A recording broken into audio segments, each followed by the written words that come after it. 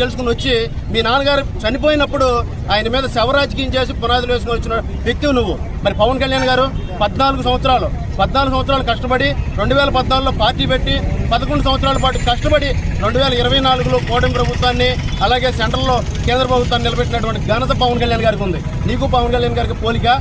5 సంవత్సరాలు నువ్వు అధికారం చెలాయించి 5 సంవత్సరాల్లో నువ్వు ఎవరికి ఏ న్యాయం చేసావు? విద్యార్థులుగా, ఉద్యోగస్తులుగా, లేకపోతే చిన్నతర వ్యాపారస్తులుగా, లేకపోతే ప్రజలుగా ఎవరికి న్యాయం చేయగలిగావు? నీ సొంత అన్యాయాలకి సంపాదించుకోవడానికి గుట్టలు దాచుకుంటూ చేసావు. మరి మా పవన్ కళ్యాణ్ గారు ఆయన సొంత డబ్బుని ప్రజల కోసం, రైతుల కోసం మరి ఆయన ఖర్చు పెట్టిన వ్యక్తి. ఆయనకి నీకు పోలిక ఎక్కడుందో? జగన్మోహన్ రెడ్డి ఆయనకి నీకు పోలిక ఉందా? ఎన్ని సంవత్సరాలు నువ్వు చేసినా కూడా ప్రజల్లో ఒక్కరోజైనా వచ్చావా? 5 సంవత్సరాల పాటు నువ్వు పరిపాలన సాగించి ప్రజల మధ్యలో వచ్చావా?